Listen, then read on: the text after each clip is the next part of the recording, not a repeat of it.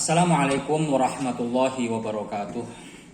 Alhamdulillah wassalatu wassalamu ala rasulillah amma ba'd. Ada dua orang bersaudara berselisih.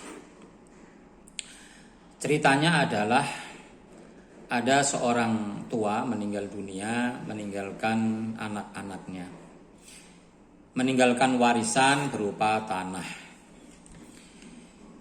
Di antara anaknya itu ada yang belum menikah sebagai anak bungsu dan masih kuliah. Maka dalam hal ini saya ingin berbicara tentang bagaimana warisan dan pengelolaannya serta menyelesaikan permasalahan di antara keduanya, di mana seorang kakak yang lebih besar, yang lebih tua, menggunakan harta yang ditinggalkan oleh orang tuanya sebagai warisan ini untuk membiayai adiknya yang bungsu tadi. Artinya si adik bungsu tadi memiliki hak warisan, lalu biaya sekolahnya, biaya kuliahnya atau biaya hidupnya diambilkan dari harta warisan berupa tanah yang mungkin dijual atau ditalangi terlebih dahulu oleh kakaknya, lalu tanah itu dimiliki, wallahu a'lam bishawab. Tetapi pada intinya adalah sang adik ini kemudian menuntut warisan yang menjadi haknya dari orang tuanya. Sang kakak berasumsi bahwa pembiayaan sekolah atau kuliah dari sang adik ini diambilkan dari harta warisan itu. Sementara sang adik berkeyakinan bahwa harta warisannya masih utuh dan biaya sekolah yang selama ini didapatkannya itu murni pemberian dari si kakak.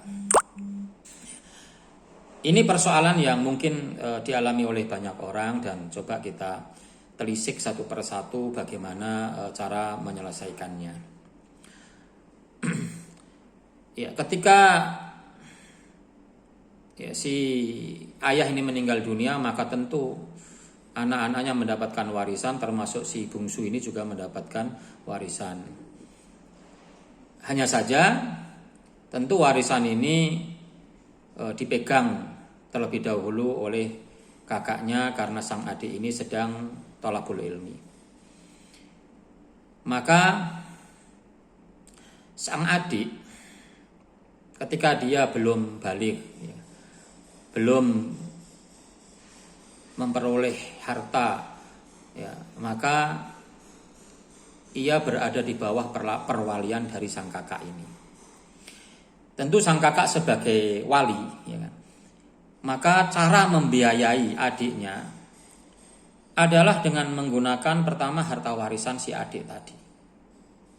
Jadi sesungguhnya apa yang dilakukan oleh sang kakak dengan memberikan biaya kepada sang adik dari harta warisannya itu sudah benar, Kalau harta warisannya sudah habis, maka barulah sang kakak ini mengeluarkan harta milik pribadinya untuk diberikan kepada sang adik untuk biaya hidupnya kalau dia masih wajib untuk dinafkahi. Kemudian ketika sang adik ini tentu sudah dewasa, sudah tidak wajib dinafkahi karena dia bisa mencari nafkah sendiri, maka tidak ada kewajiban seorang kakak untuk membiayai adiknya karena dia sudah bisa bekerja sendiri, cari nafkah sendiri dan punya uang sendiri. Jadi dalam kasus ini sang adik tentu sudah dewasa dan sang kakak tidak wajib memberikan nafkah kepada adiknya. Karena apa? Karena dia sudah bekerja sendiri, sudah mampu mandiri. Jadi kalau seandainya diambilkan dari harta warisan, maka itu sudah sangat wajar. Kemudian kalau sang adik merasa bahwasanya si kakak ini adalah memberikan harta biaya pendidikannya itu sebagai pemberian, maka tentu perlu ditinjau. Bahwa persepsi ini tentu keliru dari beberapa sisi. Yang pertama adalah sesungguhnya seorang adik yang sudah bisa mandiri tidak wajib untuk dinafkahi. Kalau seandainya wajib dinafkahi, maka diambilkan dari harta warisannya, baru setelah kurang, baru diambilkan dari harta pribadi sang kakak. Ya kan? Jadi tidak benar kalau kemudian sang adik merasa bahwa harta yang selama ini diperolehnya adalah hasil dari hibah atau pemberian sang kakak, bukan dari harta warisan.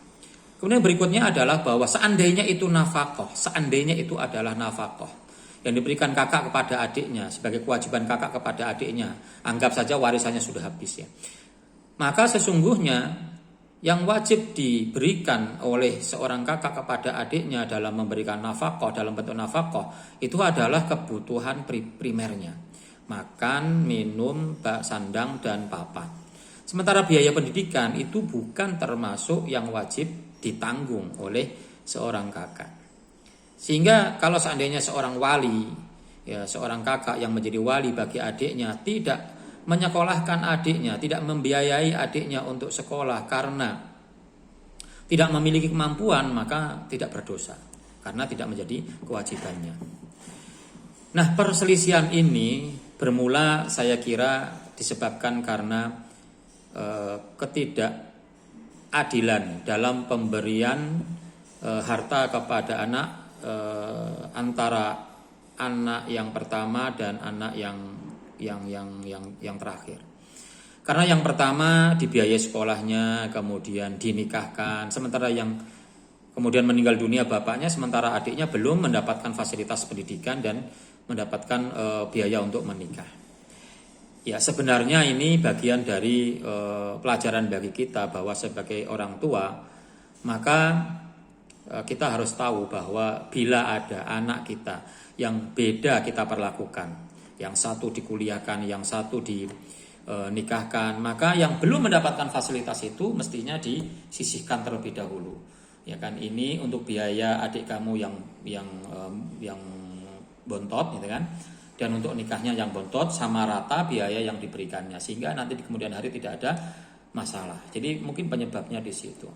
Maka dalam kasus ini saya berpandangan pertama adalah bahwa sang kakak sudah benar apa yang dia lakukan, yaitu harta yang digunakan untuk membiayai adiknya adalah dari harta warisan, dan nanti kalau seandainya kurang tentu dari harta kakaknya ini harus dikeluarkan dari harta pribadinya.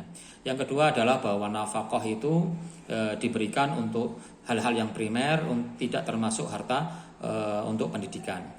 Yang ketiga adalah sebagai orang tua hendaknya menyediakan secara adil biaya untuk anak-anaknya sehingga tidak terjadi masalah di kemudian hari.